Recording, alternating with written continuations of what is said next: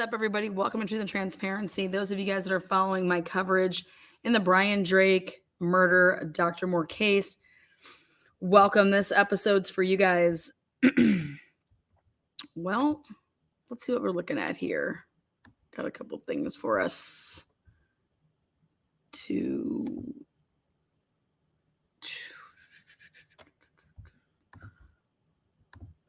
And we're off. Yes, we are. I'm going to bring in Hector here for a second. A couple things I want to clear up. I think it'll be helpful for Ms. Drake's team. So I'll help them out a little bit here.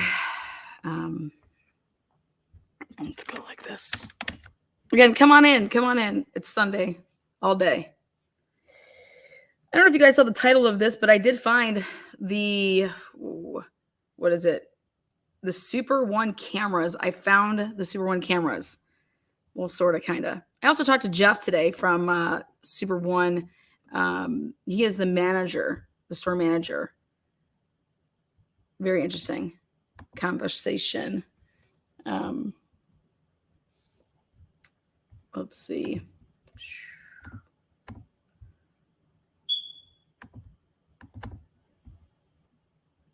Let me close that, reopen it.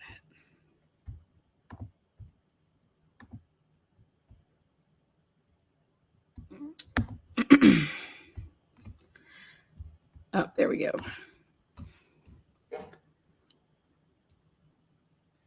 All right. First of all, I'm going to share something really quick. I want to point out this all has to do with the investigation into a murder, okay? You would think that you would bring it and have your A team on. So let's take a look at something really quick, though. I want to point out this is an Excel spreadsheet that Idaho State Police put together. And I want you guys to take a look right here. And you see where it says Community Thrift Channel 2. I'm going to zoom in. I'm going to make it as clear as possible. So Community Thrift, that's the business. Channel 2 is the camera that they used. And you see how it says 1801? That's the time that says on the camera. And then the actual time is, so it's the same. You see where it says 6:01 and 44 seconds? Okay. I want to point something out. If you then look at the Liberty camera, which is the gas station, mobile gas station, Liberty camera, Channel 7, it says 1902 on the camera. But then it's saying that, hey guys, it's really 6:02 because of whether they want to say it's daylight savings, that it was just an hour ahead. But I want to point something out to you guys. So see where it says 1902:14. Make that just as big as it possibly can be. So there you go. Right there. That's saying that the Community Thrift camera is on the money. And then here, the Liberty camera gas station, it's saying that it's basically, that should be 7:02 and 14 seconds. But they're saying that camera's off an hour. Okay. So I want to show you guys something, though. So what I have here is I have Channel 2 Liberty camera. Back out. I took a still of my own work. Okay. And 18:43:11. So that's 6:43 and 11 seconds. And they're telling us that the Liberty camera, that the Community Thrift Stores cameras are that's accurate. So it'd be 6:43 and 11 seconds. All right. I want you to take a look here. See this vehicle right here? That vehicle right there is none other than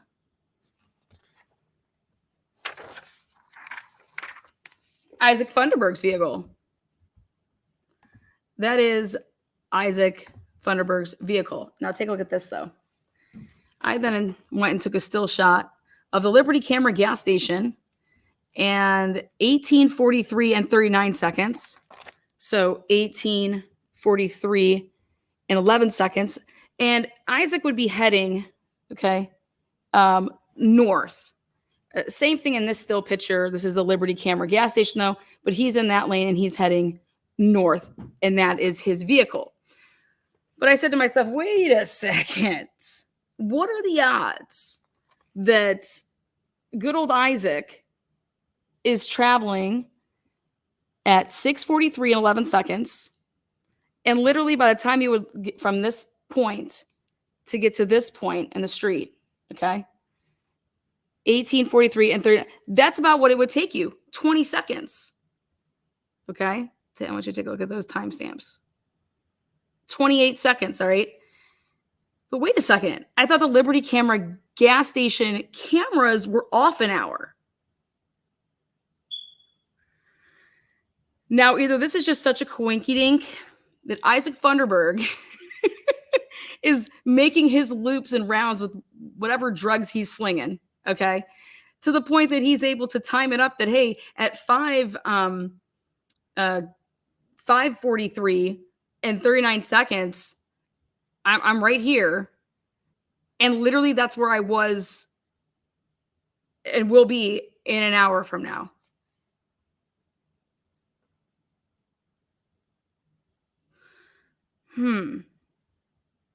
I mean, it could just be a quinky dink, but I do want to point that out that, and I'm using the state's exhibit. They're going to have some problems with this one. Community thrift shop right there, channel 2. That's one of the screenshots I just showed you. They say that camera is on the money. What it says on that screen is what it is, right? Well, then they said that, but the Liberty Camera gas station ones, now those are off an hour. Okay. Well, I took your Liberty Camera gas station one, and there's Isaac Funderburg. That's his vehicle. And this would be, see, 18:43 and 39 seconds. But they're saying that, hey, that's really an hour ahead. So it's really 5:43 and 39 seconds. I said, oh, that's interesting, because Isaac Funderburg's vehicle was literally where it was supposed to be if it was en route driving. And here it is. The thrift cameras are saying 18:43 and 11 seconds. So that looks like it's pretty accurate to me. And I'm going to show you how I was able to then prove beyond any reasonable doubt that that is 100% Isaac Funderburg. Is because then I went out and got myself the extra proof I needed.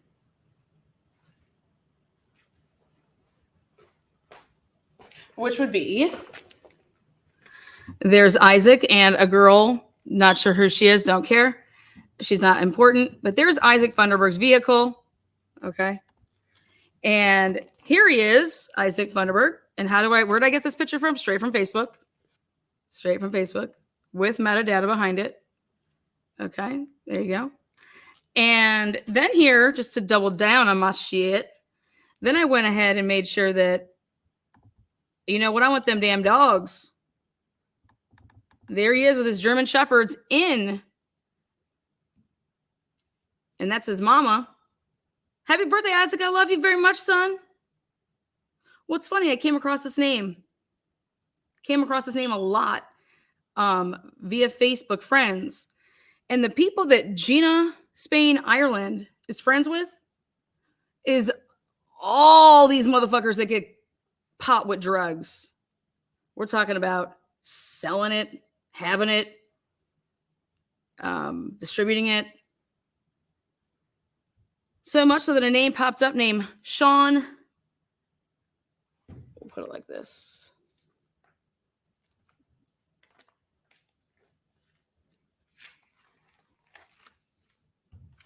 We're going to go ahead and do it like this. We'll get to that. Right. Sources tell me that Gina, the mother of Isaac, she is known and notorious for, she is one of the people you want to get your hands on something, whatever it is, she's your girl. She's your hookup. Now, I don't give a rat's ass. Do whatever you do. I care about murder, though. I care about that. Framing somebody, I care about that. So let me do something for us here. I'm going to use a little tape. And I want to take us back to an interview and a report that I went and grabbed. Okay. I want us to pay close attention to this report. Okay. Now, first of all, it needs to be noted that this Leslie Lehman and Rich Alderson are detectives with ISP. They work on a team of Van Leuven. Van Leuven is like the lead detective, Idaho State Police with this case. Gary Tolson was his co. And then Leslie Lehman and Rich Alderson did a lot of the interviews with witnesses.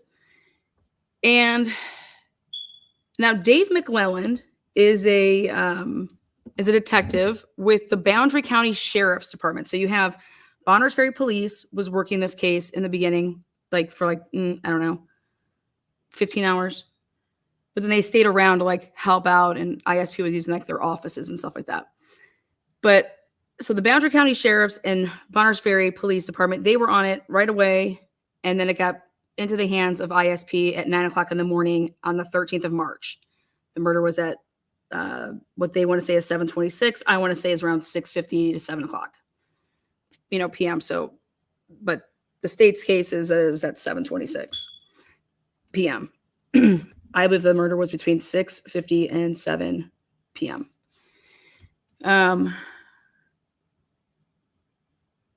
Possibly even like 6:47. And I have reasons that I think that very, very strong circumstantial evidence that supports that. And it'll be concrete once certain documents are obtained that the police did not go and do. And in fact, they tried to hide it. Like I will show you in this report. So I've always been telling you guys, hey, everyone said that they went to the Super One grocery store that day, the day of the murder. And then even after they had visited Dr. Drake, that they then went there. And that the Super One grocery store is so important in this case that I cannot imagine that officers would not go and obtain. They obtained 18 businesses' cameras. Why Super One wouldn't be number one? Okay, well, take a look at this. Right here, Detective Leslie Lehman and I had previously met with Stephanie Butler. We're going to talk about who Stephanie is. On March 13th, 2020 at where? Wait, at the Super One in Bonners Ferry on the 13th? Woo! So you went to the grocery store. You went to Super One, Leslie and Detective Alderson. You did, didn't you? Says it right here. You met, and then you actually met with Stephanie Butler at the Super One. Well, why were you at the Super One on the 13th? I mean, right? To go get their cameras, of course. Butler had advised local law enforcement of a person of interest. Okay, well, guess what? Where is this tip? Where is Stephanie Butler calling in or emailing and giving a tip of this person? Okay. Because this would have had to happen between 3/12/2020, the day of the murder, and super early, on 3/13, because Idaho State Police, were on it by 9 a.m. And these two detectives got in touch right here with Stephanie Butler on March 13th and actually met with her at the Super One grocery store.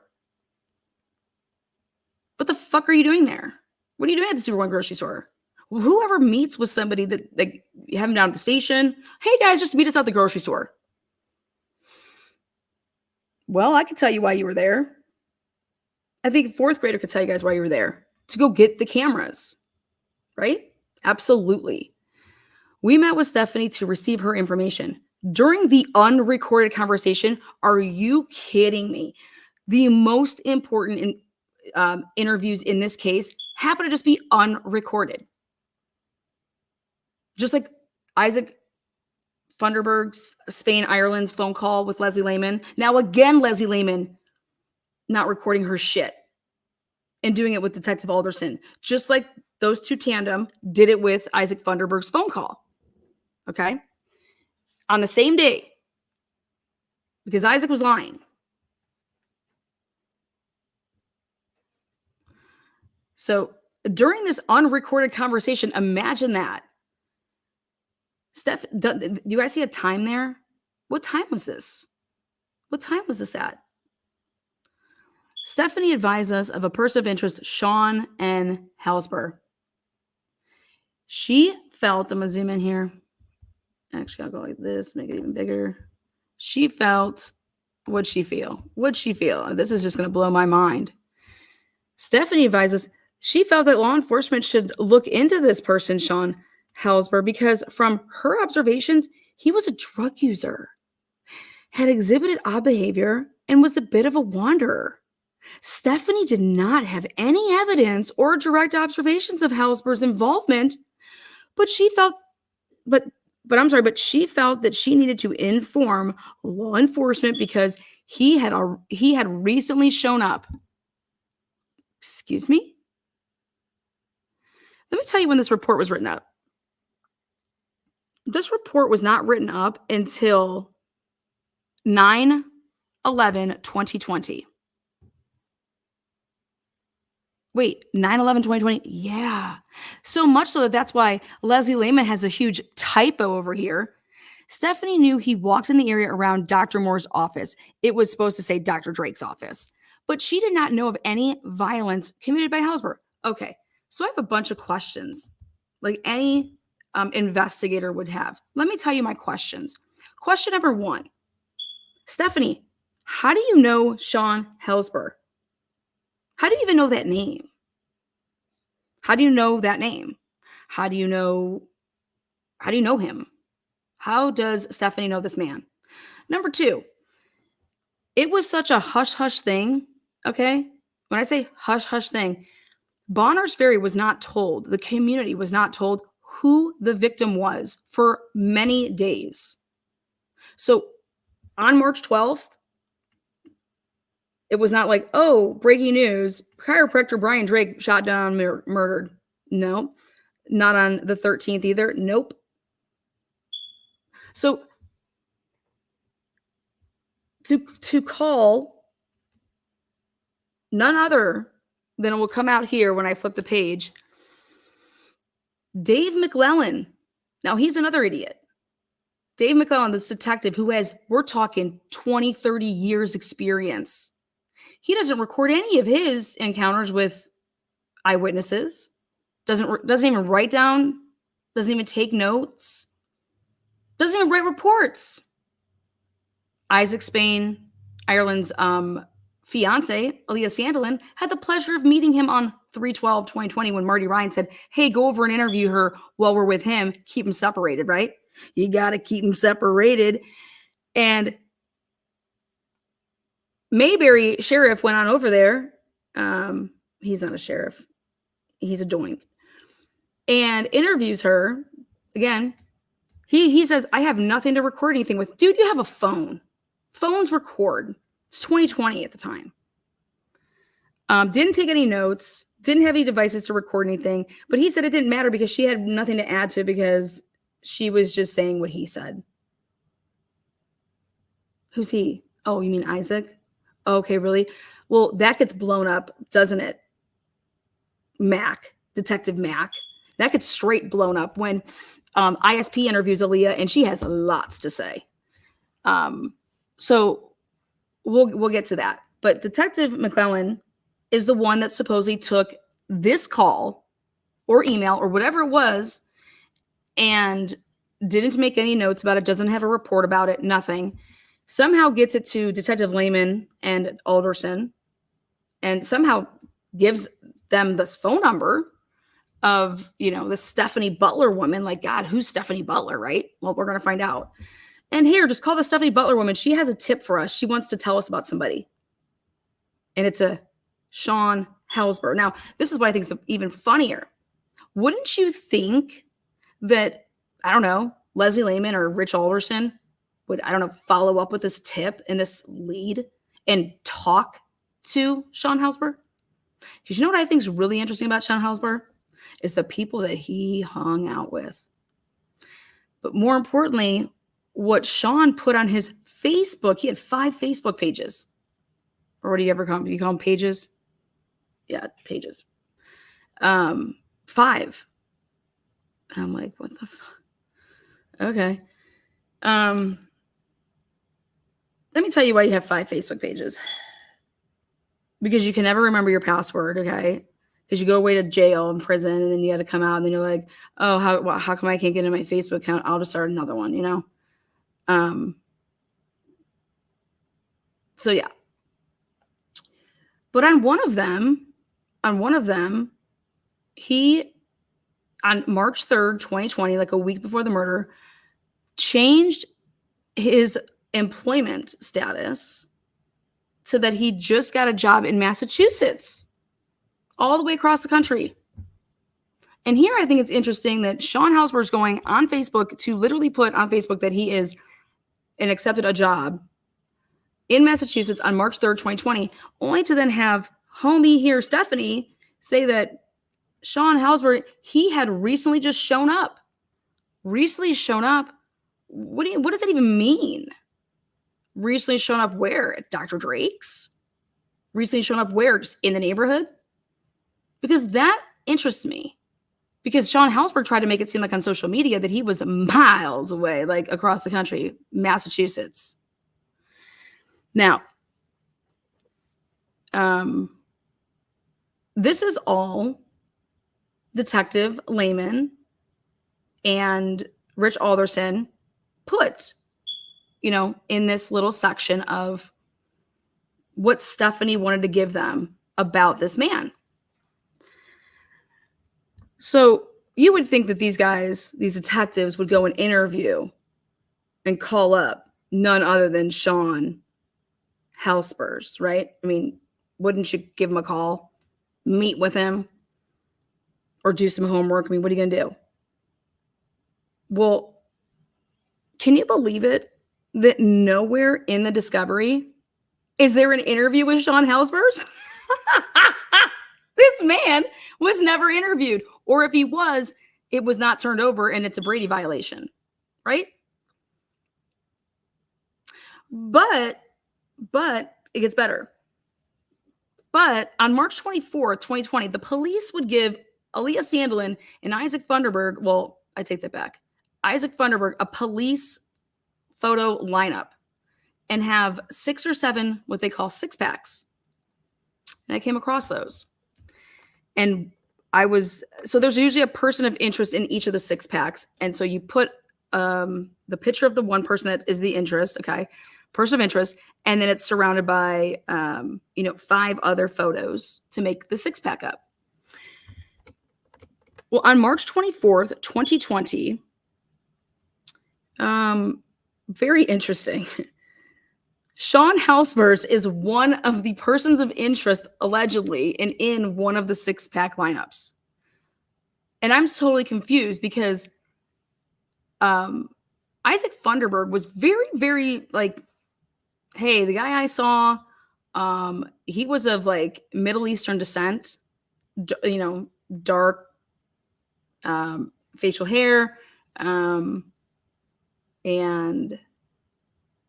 gave like 5'8", okay, all black, which whatever, facial hair, dark skin, 5'8"ish, and that he was a little chunkier than like Isaac. He's like in like the middle part, maybe, I don't know. And so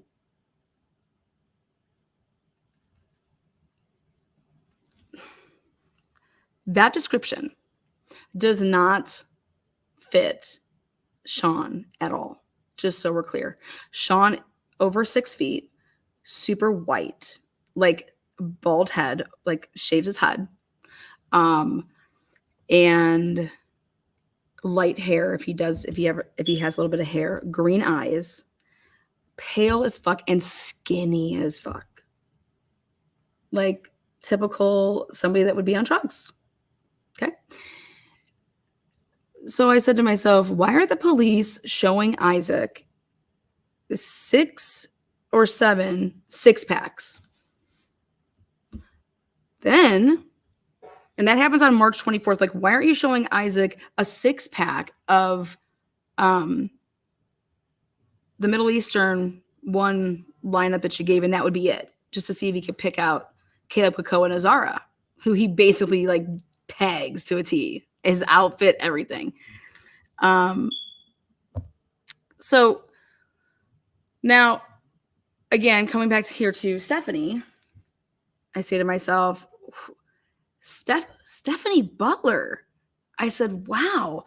I said, what would be the odds that Stephanie Butler calls up the police to give this tip about somebody who is total opposite lifestyle of her?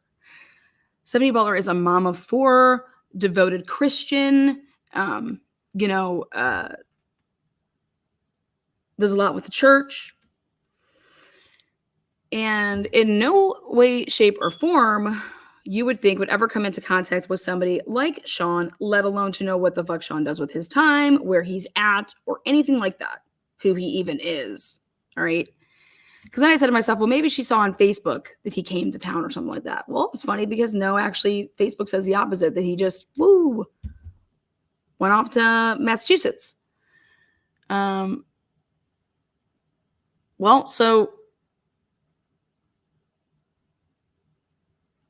don't you think you would ask Stephanie how she would know this man? How do you know who Shaun is? What are your dealings with him? You know how many people I see walking around that look like a bunch of fucking idiots or just like weird or whatever, but I don't know their names. I don't know people that are walking aimlessly out and about at some freaking gas station or something like that. I don't know. I wouldn't know their names. And I sure as shit would not be calling up the police to say, hey, I think that you need to look into somebody that I know is like a wanderer. Okay, like that's just really, really strange to me. Okay, because this is why is even more strange, is that the police who need to go and get those Super One cameras, they meet you at Super One at Super One, and I'm like, okay, so they went to. So this is how I found out that Leslie Lehman went to Super One. I found this. I was like, boom, got you. Why were you at Super One? Oh, you were there to get cameras. So where the fuck are they, Leslie? Where's the Dr. Moore's exculpatory evidence? Because it's all in that footage. It'll tell you what time everybody got to Super One, when they left, how many times they went there, what vehicle they were in. And you went there. And then you just decided to yourself, oh, you know what? We'll just call up the Stephanie woman and have her meet us up at Super One and we'll just interview her here. Like, if she called an anonymous tip, don't you think that she doesn't want to be seen in public with police officers? Like, what the fuck? The level of just like, I'm blown away is, you just can't. I have no idea the level of education of these people. I don't understand how, if somebody called in an anonymous tip, okay, and wants to be anonymous, that you would meet them then in public at the grocery store that everybody goes to. Now take a look at this. I'm going to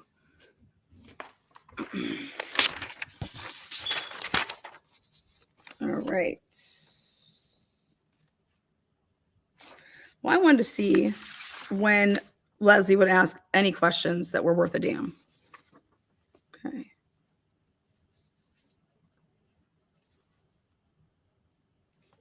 All right. Now, after March 13th, they would then, Leslie and Detective Alderson, they on March 20th, give old Stephanie a call. On March 20th, 2020, approximately 13:27 hours, Detective Lehman and I, so Detective Lehman and I, because this is Alderson writing, interviewed Stephanie Butler at the Bonners Ferry City Hall and Bonners Ferry Police Department building. During the interview, we discussed the anonymous tip that Boundary County Sheriff's Office Detective David McClelland. Now there's another anonymous tip, okay? So check this out. So Stephanie calls in her anonymous tip on 3/13, the day after the murder, and nobody even knows who's murdered. They're not putting it out there. It's just a victim was shot. She calls in her tip. Could have been on 312. Who could have been on 3? We don't know because they don't take notes. They don't write good reports. Then So Stephanie gives an anonymous tip about somebody. Then Stephanie becomes the victim of a anonymous tip that somebody else gave. Now check this out. So hey, and then Dave McClelland would be the same person that took this anonymous tip. Okay, he's a detective with the Boundary County Sheriff's Department. Dave McClelland had received in regards to a potential sexual affair between Stephanie and Dr. Brian Drake. Email, this is me, email, call, discovery of this tip. Where is this tip? It is not in discovery. Where are the notes with this? When did this come in? Okay, this is the day that they met with Stephanie but when did Dave get now this anonymous tip? Did somebody fire shots at Stephanie after she fired a shot saying the name Shaun Helsper? And it's like, here now, we're going to put you under the gun and we're going to cough up your name. Okay. Again, Dave McClelland has 0 reports in this case. No reports. And he was said to have at least taken 2 tips and 1 interview of Aaliyah Sandelin to date, and he's been present at different areas during this investigation in the beginning a lot. This man, this detective who is 25, 30 years into the system, you're a detective. Like, wouldn't all detectives know, like, you gotta be like, I'm gonna be recording you, or I'm gonna take notes, or just blown away. Thank God he's retired. But he's not out of the hot seat. Now let's look at something else now. Now, in this interview that would take place, this interview would only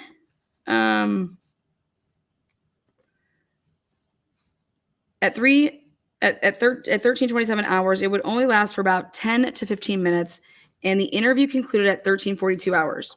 Then, on March 20th, the same day, they call her back at 17:17 hours, so at 5:17 p.m. And then they call her again on March 20th, 2020, at 19:50 hours, at 7:50. Okay. Where they interview Stephanie again. They have her come down to the Bonners Ferry Police Department, and now they ask Stephanie, how did you become aware of the shooting? And she says around 9:30 p.m. on Thursday, March 12th, from her daughter. Excuse me? This is the police. Oh, that sounds great. Thanks. Wait, nobody knew. Like at 9:30 on March 12th, 2020, the day of the shooting, you could be maybe aware that there was a shooting, okay? But you're never going to know who the person was, okay? Like they put some stuff out there like on Facebook and Nextdoor or whatever, but that stuff, when I went and looked at the CAD notes, that stuff wasn't all the way updated until like almost 11:30 at night. So at 9:30 and then she's saying that she found this out from her kid or something. Well, don't you think that, I don't know, you would kind of ask some more questions about that? Like, did you find out from Facebook? Like how? Like, what do you mean your kid? Who? What kid? How old are they? How would they? Or maybe it would be wise for the police to talk to that person. Nope. Then Stephanie says, well, I usually take walks across from Dr. Drake's office on the other side of US 95 on the walkway in the morning. And when I saw the yellow tape on Friday morning, March 13th, that's when I wanted to tell law enforcement about Helsper. Okay. The part that was all roped off, it was that whole building, and it was even roped off around the coffee shop. So like you wouldn't know if it was the coffee shop or Dr. Drake's building, and Dr. Drake's building was occupied by not just him. And then obviously the coffee shop, but they didn't want to ask any questions about this Shaun guy. Like, this woman's trying to give you information, and okay, how do you know him? Why do you think this? No. Then the cops play a little trick on Stephanie. And I hope somehow this gets out to Miss Butler. The cops say, hey, when you heard about Dr. Drake and that he was the one that was shot and killed, what did you think about all of that? Like, what were your thoughts about it? She said, I was shocked. But I definitely did not think that my ex had anything to do with that shooting. Stephanie expressed the obvious recognition of the suspicious nature of the events, but she was adamant that her ex had not done that. Like, she was very supportive of the fact that, like, yeah, no, like he could give two shits. We got divorced and he didn't even care about that man. Then the cops do their natural, here we go. Then the cops decide to tell Stephanie Butler a lie to see if we can, Alderson says, I advised Stephanie that her ex-husband was the original source of the person supplying the anonymous tip of her alleged affair with Dr. Drake. A flat out fucking lie. Flat out fucking lie. Alderson tells this woman in the interview, well, hey, just so you know, the person that really called Dave McClellan, it was your ex-husband. That's who, and he was trying to cough up your guys's, like,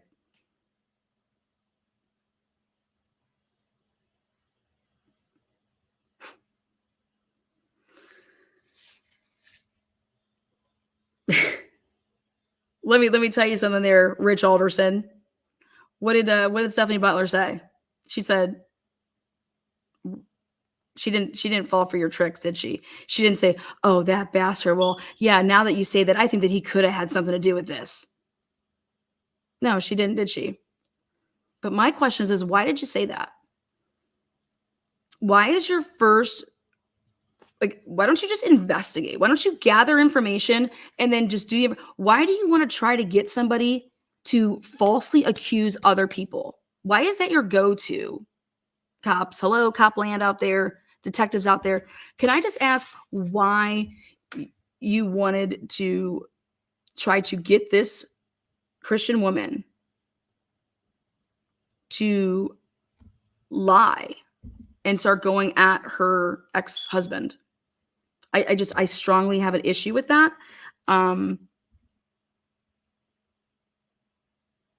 But you guys thought that by telling her a lie that, oh, wait, just so you know, the person that supplied us that tip was your ex. He wasn't. He wasn't.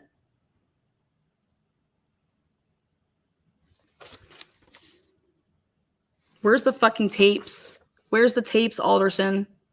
Where's Super One cameras? You were there on 313. I can't wait so you have to say into a microphone in a courtroom. Yeah, we went to Super One, but instead of getting cameras, we interviewed a Stephanie Butler about a Shaun Helsper, who then we never interviewed. And then we just left. Can't wait for that. Can't wait for that.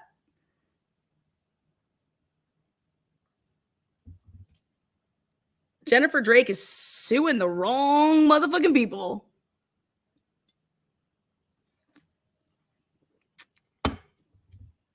So now,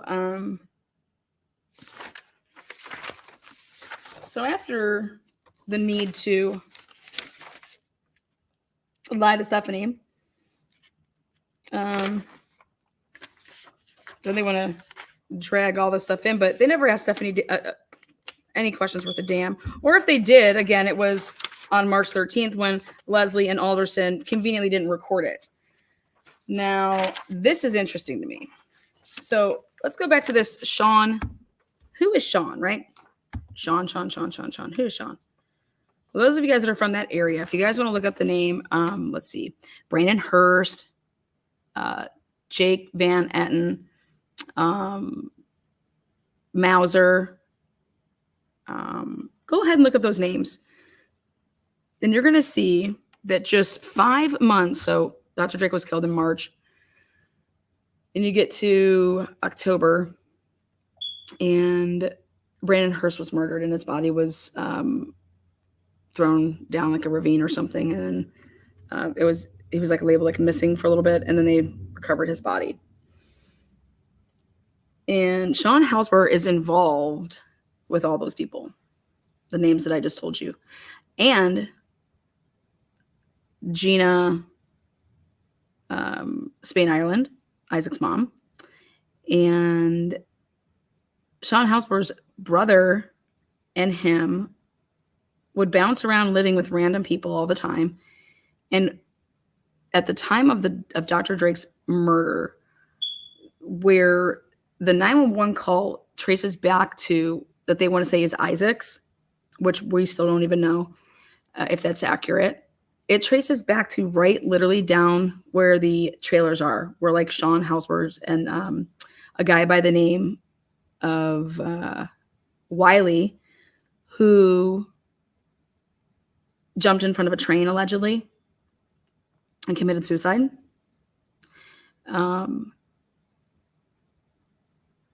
They all worked together, played together, and were involved in the same not such good things together. And so how in the world would Stephanie Butler say this man's name and know that he just popped back into town and about drugs? And did somebody tell Stephanie about something, and did Stephanie feel the need to call it in? Was Stephanie told to call it in?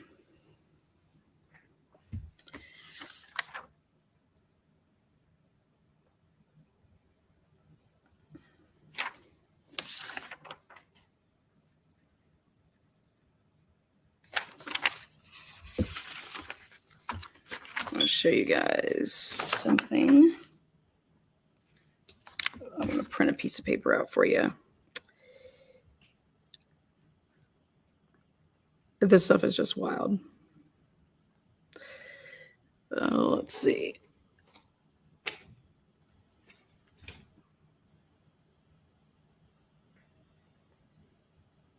Okay. Now I went ahead and I looked up, let's see. All right. Very strange.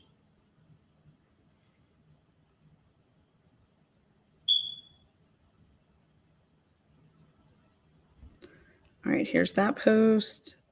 And then here's this post.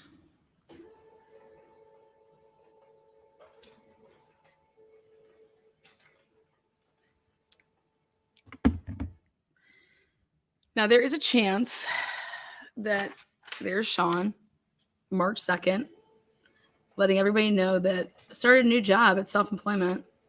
March 2nd, 2020, I got my retirement. And Edgerton, Massachusetts. So he, for whatever reason, wants to post this on March 2nd. And then the murder of Drake would be March 12th, so 10 days later. Okay?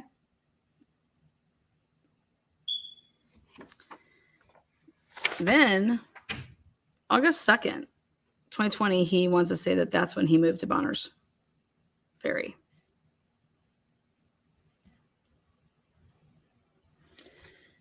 Well, when I was looking through some stuff, I found that Shaun Helsper, he's got a rap sheet.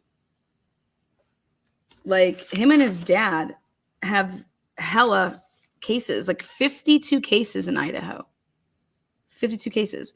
We're talking about burglary. We're talking about battery. We're talking about assault. We're talking about protection orders.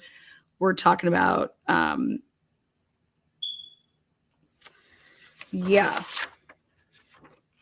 And just nowhere in here, unless Shaun was what they say. I've never seen this before. Have you guys ever heard of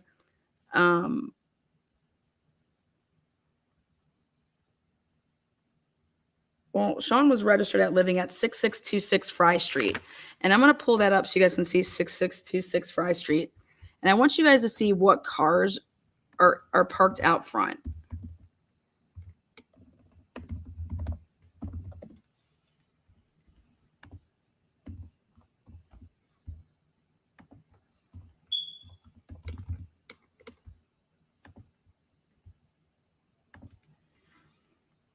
All right.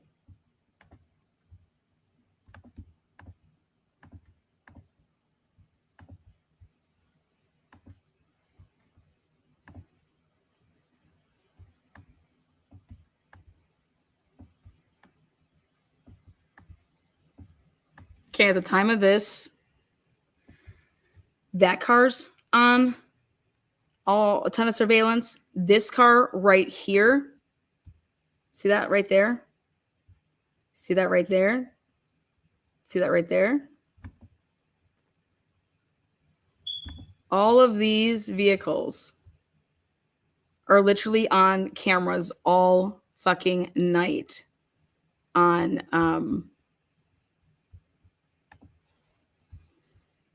3/12/2020.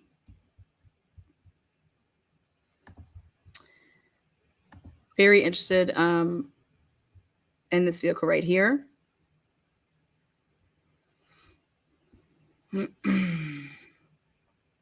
Now, but yeah, this is also see how it says Fry Street here.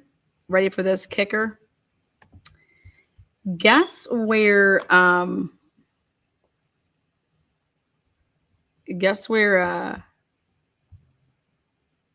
Brandon Johnson said that he went when he put into his CAD notes and where he was driving around to. Brandon Johnson, they went to Fry Street. Do you guys know how far this is? Like from Dr.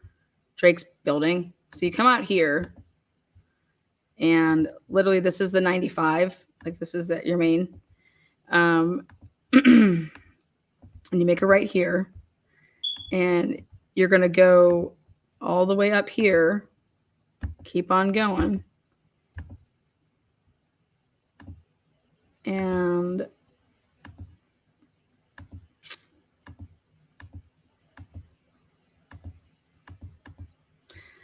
so right here, this is the, oops. That's your Columbia Bank. Those are all the cameras that I use to zoom in and have all the looks here. Also, then I went ahead and I just got the cameras from, this is the thrift store back here. Okay. And the thrift store has a camera that like looks out into here and you actually can see, what you can see is, see this touchless automatic whatever car wash. You could see this and I'll point something out there at the end to leave you guys on a little cliffhanger, but right, it's not right until you get up to here that there's the coffee shop there. Okay, this is Les Schwab right here. This is Isaac's apartment right up here. And then there's a coffee shop. And then here's Dr. Drake's building. Okay. So why'd they go to Fry Street? Why were they over there on Fry Street? Why were they back and through Cody Street? Okay. They were given the address. Like, what are you doing? Okay. When I say, what are you doing, law enforcement? Now, I got another huge problem with everything. So, but as you can see, and then you have to go back up here. This is, so just back up as a sad. Right here, Brian Drakes, you see this is where Isaac parks his car, and you would drive like this to pull up right in this area. And what Isaac did and would do is you could just like race right across. And what this is right here, okay, this is the glass shop, okay, and this is that in-between area. This is the glass shop. When you drive right through here, I'm going to actually pull up. Let's go like this. Let me pull something else up.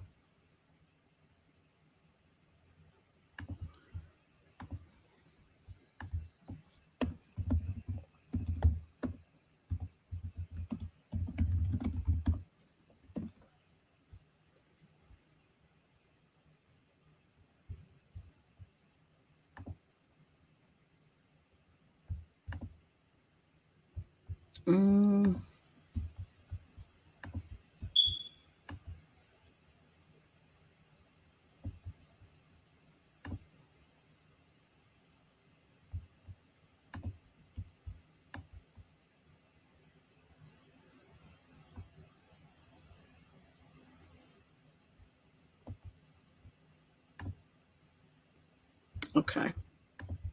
Share this. Has really good pictures, that's why. All right, so this puppy's for sale, by the way. But you can see, okay. See these stairs right here? So see this area back over here to the right of the screen? Okay, this is what's in between and in the back, like where those trees are or whatever. That's going to be Brian Drake's. But if you go up these stairs right here, that's where you would go and to get haircuts. Okay, like up top there, that's a family haircut. Barbershop, whatever you want to call it. Now, see right here, you can see that's Isaac's building right there. You can see the little stairs that go up. This is the glass shop. This is where everybody was meeting that night. Now, here's a really good view of it. All right. So this drive-through right here, okay, this is all what's in between. Right over here is going to be Dr. Drake's, okay? And that little drive area right there, that will bring you right up to the back of Dr. Drake's. Up, and it goes up over here. So this is your glass shop. There's the stairs right there to go up. And you race right across here. And then this is where they were all meeting in the glass shop parking lot. And see, this is El Paso right back here. That's what drives behind Dr. Drake's. And these cars were flying out of here, going straight, and we're able to see them right here off the Liberty cameras. That's the angle that we have. And they were flying out of here. Then they would turn left. This is the Hillside Alley, now road down here. And then they would turn on right here. Back over here is where Dr. Moore's office is, at that building over there.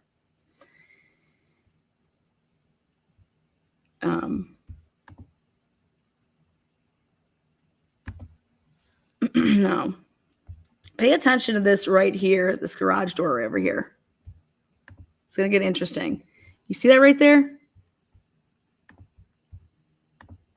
That is none other than a sheriff's SUV.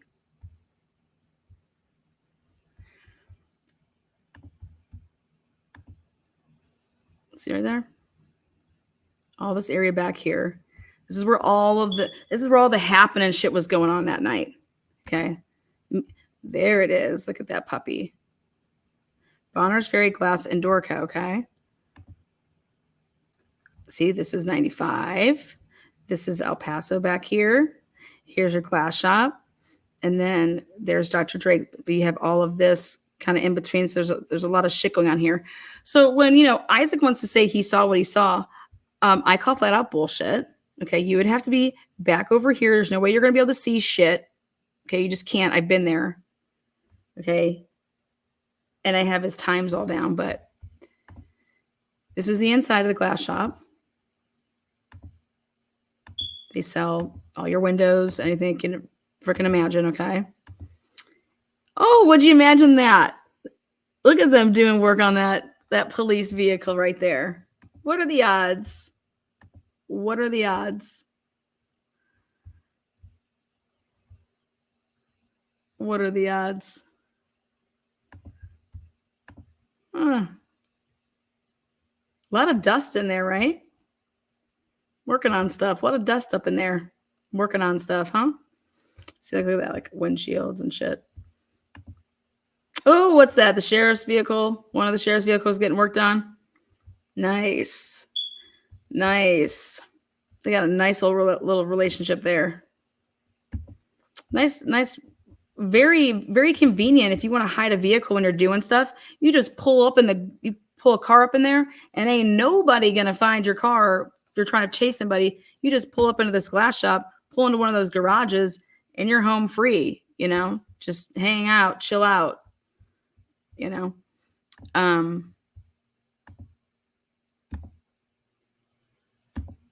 Ton of room, ton of space. Men's and women's bathrooms. Now we get to this upstairs part, and that's where you're going to find. Remember, I told you what was going on in this building, right? You got people that cut hair up in there, and you have the porn addiction therapists. Wow. That's what Dr. Drake had. He was addicted to porn. Okay, now here's a good look at the back. Okay. All this extra space back here in this area here. Now you tell me why anybody in their right mind, as Isaac would like to say, and wants us to believe, that you're going to commit a murder and you're just going to go out and walk on 95. Nobody would ever do that.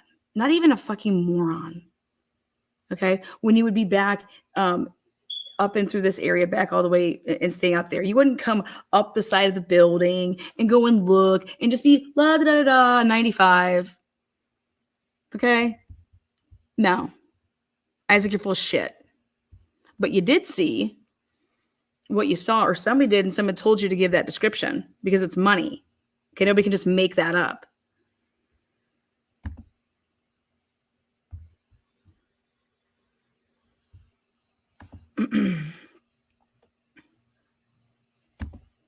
Wait, look at all. So this is that's that family hair cutting, but look right here.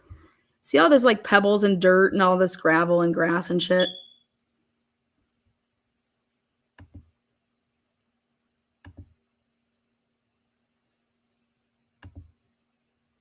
Up. What's this room? I think that's where they give their sex talks. Oh yeah, for sure. Oh yeah, for sure. And this one's not being utilized. Right there. Okay, so now you guys have a nice little view of kind of where it is and everything. Now,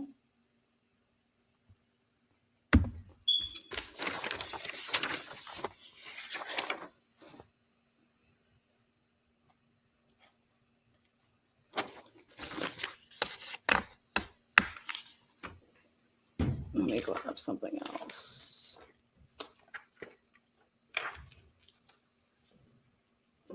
All right.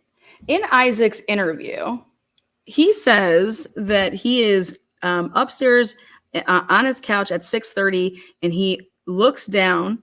Okay. They look down because Aaliyah was like, hey, what's going on outside of Les Schwab? There's like this vehicle out there. And they think it was like an hour before the shooting is what they were saying.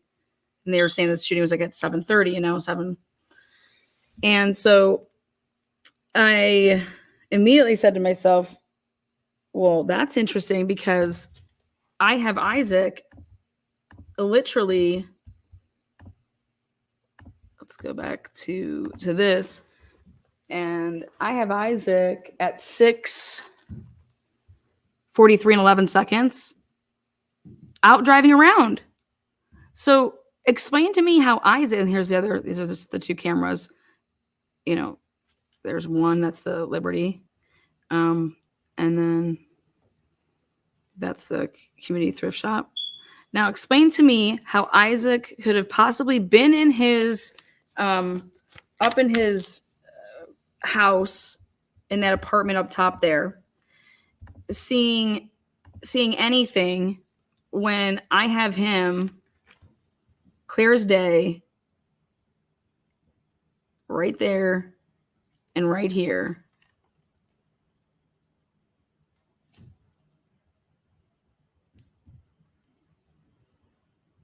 He's out driving around.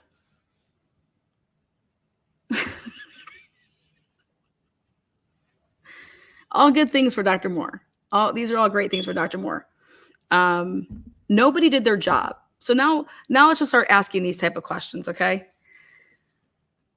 So we can prove now, thanks to Stephanie Butler making an anonymous call, supposedly, allegedly, because it wasn't recorded, but thanks to Stephanie Butler making this call, and Leslie Lehman waiting to write up this report until 9/11, so it was never seen.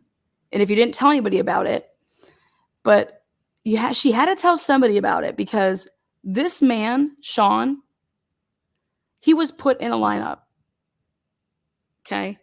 And ready for this?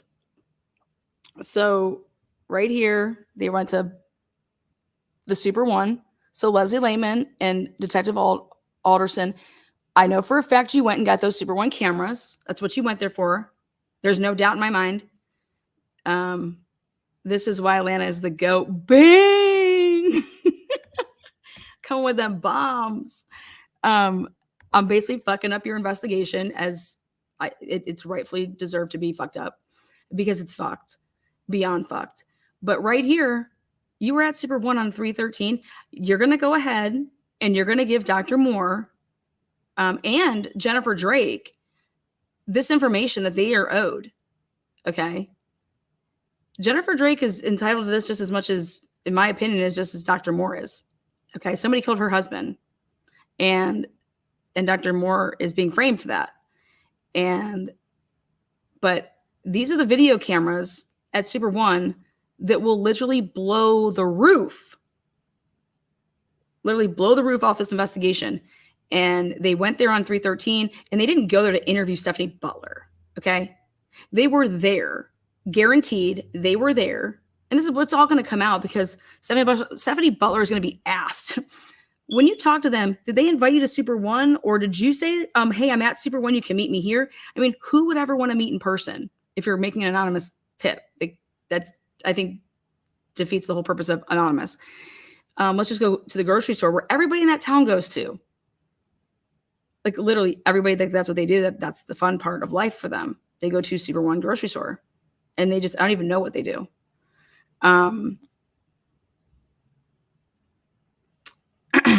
DMC, aka Lady Di. Got here late, so I had to rewind to follow the timeline. I also just read your post to my fiance you did last night, so he understands what you are going over as well. Thank you for your hard work and bringing the truth and the facts. Yep, I'm trying to break that all down. Thank you for that. Super chat there, Lady Di too. Appreciate that. So remember, the big thing is we needed those Super One cameras. Well, I went and found the report that proves that Leslie Lehman and Rich Alderson were at Super One on March 13th, 2020, and they got those cameras. Super One's cameras were working. Super One works very, very closely with law enforcement in that area. They were getting people arrested for stealing ham. Okay, people, Super One, like, literally, citizens were not even going in there to shop anymore, and we're going to Safeway because because all those degenerates that were trying to steal food, they were getting caught, because that's how good Super One cameras are. So you're not going to sit here and tell me, Leslie, first murder ever right here, that you and Rich went to Super One for shits and giggles, and then didn't get cameras, and then, happened to grab this interview though. You a lie. But I can't wait. I cannot wait for this testimony, because it's coming.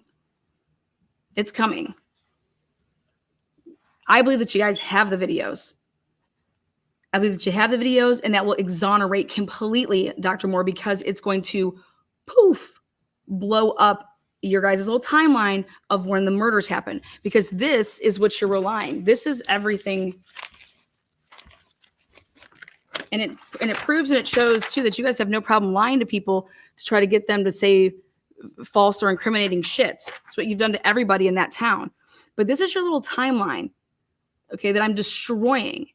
And I'm gonna show you what else I'm destroying here. Is that I question now your cameras, and this is the proof on it. I just showed you the 2 screenshots that, oh, maybe, hey, it is very possible that hey, Isaac is making loops because of what he does. So, but hey, anyways, but take a look at this. This is your little circumstantial evidence that you think this is a frame job here that you think you're going to be able to do. Well, that you forgot about a couple things. And let me introduce this portion right here. Why does the state, they go and they show right here, 7:18 and 20 seconds and 7:20 and 22 seconds, okay? I can promise you, CarQuest, Mountain Springs Church, okay? 7:18, 7:20, 20. So you're already admitting that CarQuest is off their time because this was happening at the same time. So you're going to have to figure that out, because that's very problematic. But right here, when you have Moore's truck on 90, north on 95, and it turns east on Harrison and parks at his office at 7:20 and 35 seconds, this is where you're going to have a huge problem. Is back up here at 7:14 and 40 seconds. You have Moore's truck doing its first loop, so it's on 95, and it passes right here. It says it's passing far north. Well, where does his truck go for 2 minutes and 20 seconds? Ready? You lied and said that his truck does not stop anywhere and does not do anything. You're lying. His truck that he is not in, whatever truck you want to say that this is, this truck most certainly 100%, because this takes all of 10 seconds to do, from 7:14 and 40 seconds. The reason that you don't have it on camera again, you stupid fucks, is because it's in the glass shop and it's parked there for 2 minutes and 20 seconds. And I blew up your spot already. Eldora leaves at 7:16 and 20 seconds. So Eldora saying she had to go the other way because there was a truck parked. Well, she's a liar. There's no truck parked there. Prove that. So now she's lying. And now the state's lying, because this vehicle is stopped at the glass shop for 2 minutes and 20 seconds because you have it coming out and turn south on El Paso from the P Lot West. Why are you calling it the P Lot West? Why aren't you calling it the glass shop parking lot, you pieces of shit? Well, I'm going to do it for you. That's where the vehicle was for 2 minutes and 20 seconds. Okay? That's what the vehicle was. And it's a setup. Okay? They took this double loop after Brian Drake was killed. And I think it's so interesting now why everybody wants to know who Clark Halverson are and who Joe and who Bill are. Okay? And everybody wants to know what I know. Well, why aren't we asking the Idaho State Police and the Bonners Ferry Police and the Sheriff's Department? Because they already know what I know.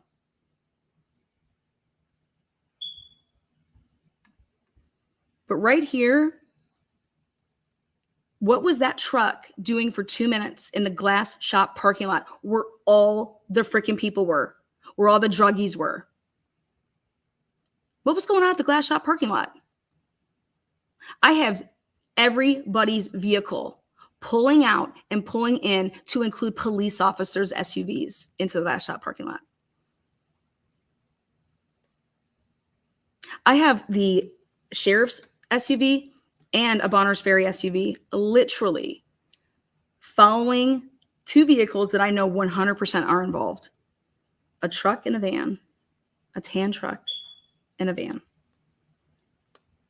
And I can prove that Dr. Moore had visitors at his office with a van trying to borrow his truck for a second, or actually trying to get stuff from him to put in, and they were lying, and then tried to then, hey, we need to use your truck because, oh, the guys are down over there. I'll just run up there really quick and I'll be right back. And that's actually why then too, if you look at this, how are you going to explain the fact that this was all Moore in his vehicle? Explain this to me. Right here, Moore's truck on northbound US 95 turns east onto Harrison and parks at his office. That's at 7:20 and 35 seconds. Then you're saying that at 7:23 flat, Moore's truck lights flash. Are you sure about that? So you're saying that Dr. Moore got out of his truck or just sat in his truck for minute 30, just sat in his truck again. But then how about this? Then you're trying to say at 7:24 and 30 seconds, figure seen walking left to right west across El Paso Street at Tyler Street. Do you actually know where that person goes? I do. Do you know where they go? You think that that person walked and went and murdered Drake, okay? No, that person that came from that truck, that borrowed Moore's truck, okay? What other vehicles were back over there? Whose house is right there? Ponce's family's house, right? Who else?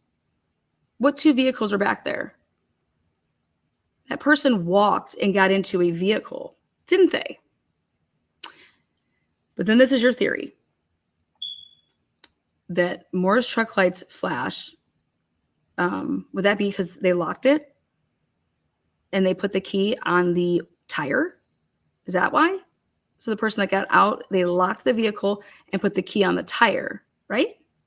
Then you say there's a figure seen walking right to left in front of the building south. No, there isn't. That's a flat out fucking lie. This is just a damn lie. Figure seen running right to left east across El Paso near Tyler, then in front of building back to, that's a lie too, because those are deer. So one lie, two lies. You have nobody running back there. That's what those are deer. And then 7:28 and 47 seconds, lights flash on Moore's truck. Video segment ends. Wait, you're missing approximately 30 seconds of this video? Wait, let me guess why you're missing 30 seconds of this video. Because his lights flash on his truck, right? But aren't you actually missing another time that his lights flash in between this time and this time? You are, aren't you? You're missing another time that his lights flash because Dr. Moore was down at Mix, wasn't he? And he took his other key fob and he pressed the button down at being at Mix to see if his vehicle was back yet, didn't he? And then he walks up from Mix's house, didn't he? And if you let this play for that additional 30 seconds instead of deleting it like you fuckers did, you would actually see Dr. Moore walking up from Mix's house to get his fucking truck, you pieces of shit. But you're missing those 30 seconds just randomly. Out of all the footage that you have, you're missing the 30 seconds that would show from that angle, you would be able to see what? That Dr. Moore was coming from where?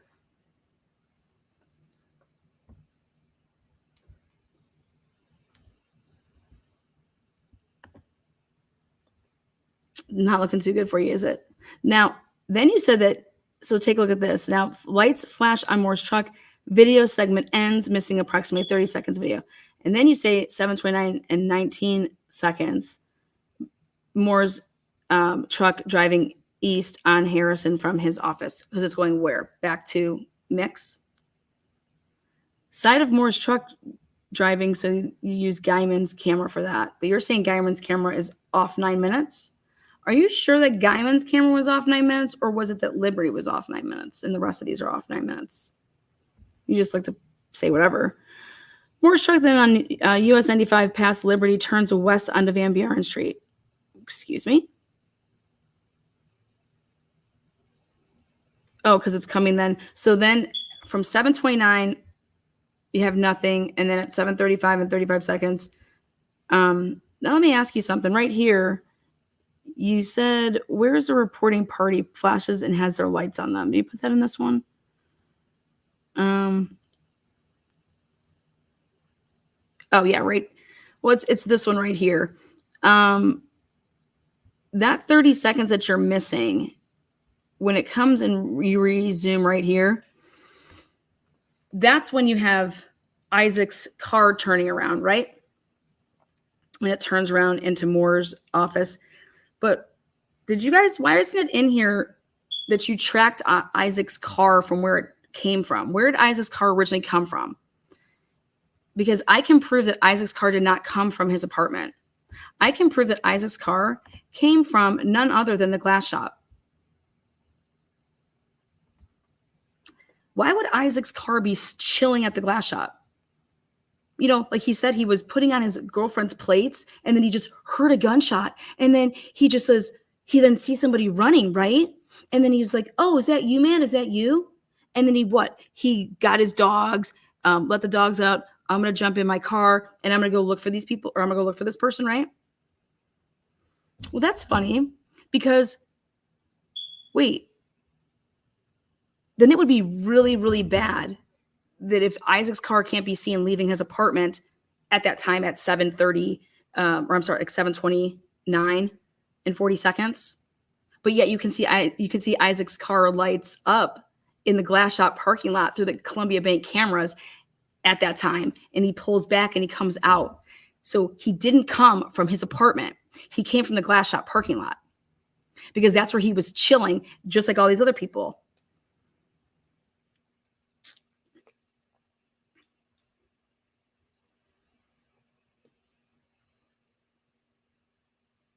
What was going on at the glass shop parking lot?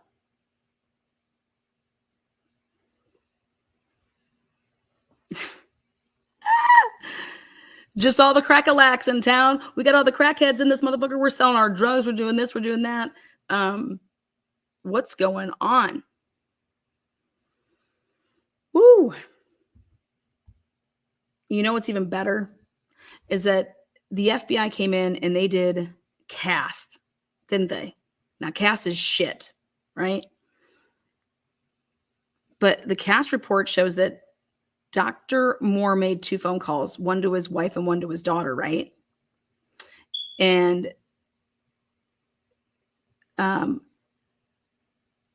those voicemails, there was a voicemail that was saved, wasn't there? And that voicemail that he made and he called, you could hear that he was driving, right? So, but you guys didn't know that when you did the cast. You didn't know that there was going to be a voicemail that actually got saved because his wife saved nice sentimental things like that, did you? Oh, shit. Oh, shit. That's the oh, shit moment where you're like, oh, fuck. So I have a question. If Cass did it off of the phone records and Cass says that Dan Moore made these 2 calls and that they were at the top of Mixed Street, but that's at 7:42 and 7:45 p.m. Then if he's at the top of Mixed Street based off of the Liberty Camera gas station cameras at 7:38, then the cameras on Liberty Camera gas station would be wrong, wouldn't they? Yes, they would. They'd be off 8 to 9 minutes. It's exactly what you said Guyman's was fast on, was 8:50 to 9 minutes and 10 seconds. But now the cast report comes into play, and it could possibly, because I always wondered, I'm like, well, how do you know these cameras were right with these times? Like, how did you go about, like who looked at a DVR when they would have gotten this and said, and had their phone and said, okay, my phone right now says this time. What does the camera say? And then you would write that down and you would like be, that's how you do that. To see what the camera says versus off of what the DVR says, and then what your phone says at the time that you're, getting this and pulling this. and you want to take really, really specific notes about that, and you really want to, it's very, very important to memorialize all that in a very, very specific way, because based on everything that you're going to try to use here, every second matters.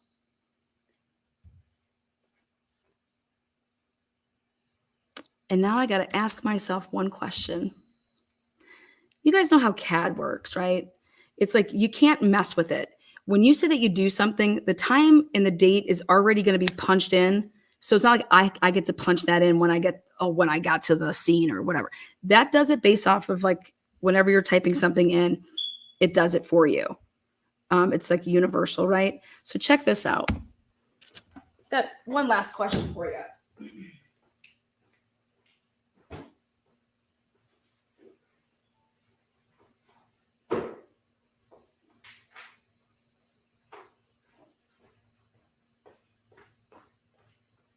All right.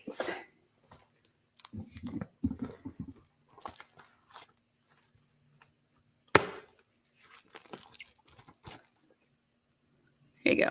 This is the CAD. Straight up the CAD notes. All right. I love CAD notes. I'm a huge CAD-catter. All right. So CAD notes. Oh, just want to let you guys know the CAD notes are incorrect. Lana, what do you mean? Well, for example, do you see this numerical like 1934, 1938, 1938, 1939? Oops, 1936. How the fuck is that? Okay. Nope, something's very, very off. Sherry D, what's up, girl? You know I've been busy. Okay, something's way off, right? Now, what's really funny is that this person, the 1507, who's 1507 right here, Alan Schleff says that he checked with two people at the thrift shop. Well, that wasn't even opened at that time. So were they just hang out on the side of the road there or what? Checked with two people at thrift shop. They did not hear / see anything. And he says he did that. Maybe it was a 65. I'm sorry, it was a 65. So it's Brandon Johnson. Yeah, that's more what I thought. He said he did that at 1938 hours. I don't think the thrift shop was open, buddy. So I'm just wondering, were you just like talking to some like scragglers? But at 1938, I want you guys to see where it says checking Cody Street here. Okay. See where it says checking apartment above Les Schwab. Why? Nobody said that they were there. Why wasn't your body cam on? 1938. 1939. Checking apartment above Les Schwab. Okay, well. Ready?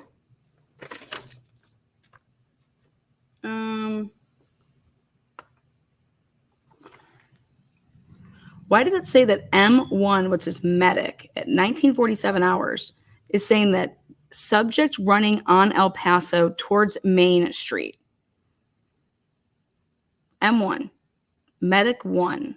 Why is medic 1 advising that subject running on El Paso towards Main Street at 1947? Where's medic? Where are they before this? Let's see. 1941. Nope, that's not medic. That's not medic. Okay. Ready?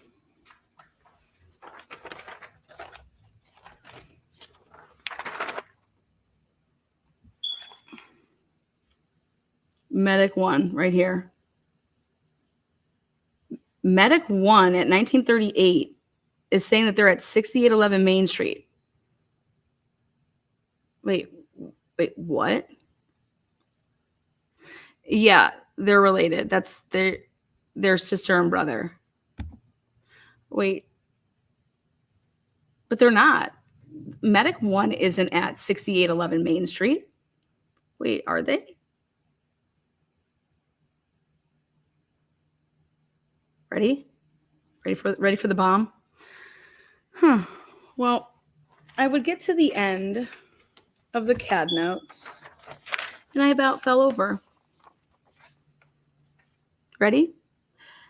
Because, well, first of all, the CAD notes run, and it's like, it even goes into like, because the scene's still open. So like on March 13th, 2020, 9/14, it tells you who the person is and what they're doing.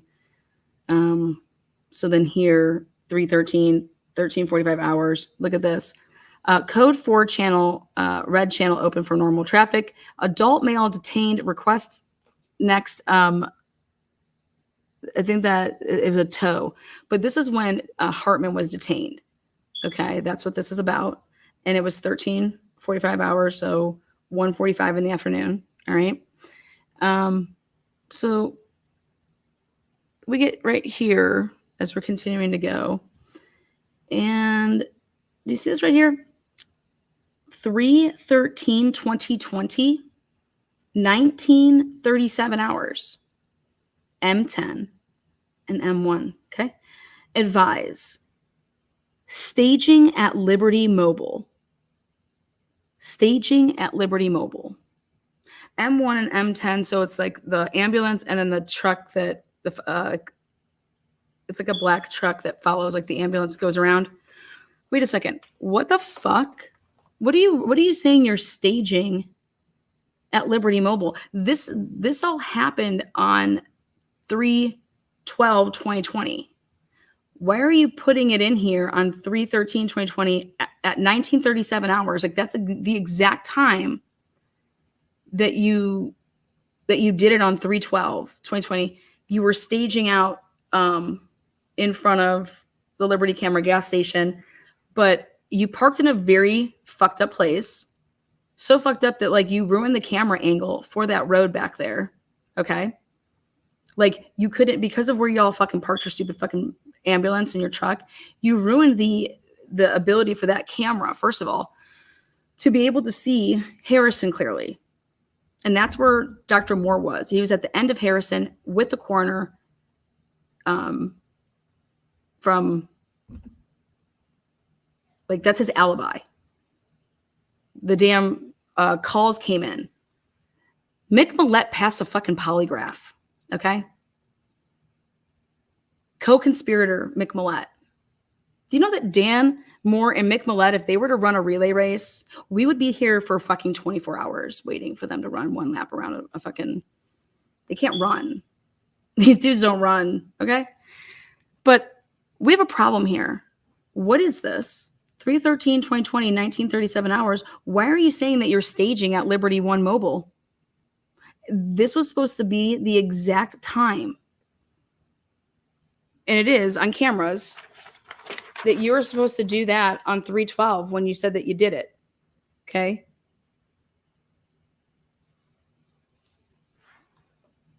So the only way that you could put in to CAD notes that, like, what are the odds that you would then type into CAD notes and say that this is what you're doing and you're out at the armory vehicle? That's what they're doing. But here, that your medics at 19:37, 19:37, medic 10, medic or M1, M10, that, hey, we're staging at Liberty Mobile. I want to hear all about this in court. Because why would you write that in and type that in as that's what you're doing on March 13th, 2020? Why didn't you write this in that that's what you, like, you were just sitting out there? And when you, like, why is this not where 3/12/2020 at 19:37 hours? These two things right here should be on page 1.